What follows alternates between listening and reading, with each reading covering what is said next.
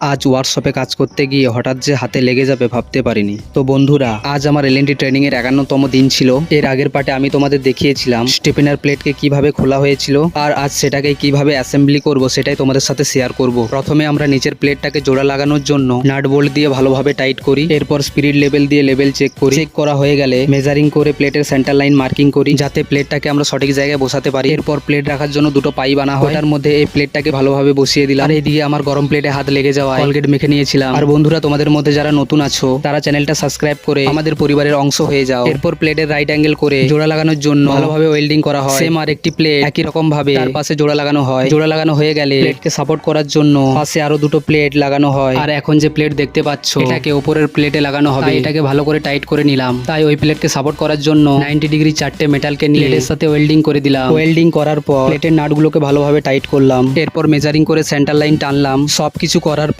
এবার এই মেটালটাকে জোড়া লাগানোর পালা। জোড়া লাগানোর পর এর ফাইনাল রেজাল্ট ঠিক এইরকম। আজকের মিনি ব্লগ আমি এখানেই শেষ করলাম। সবাই ভালো থেকো, দেখা হবে নেক্সট ভিডিওতে।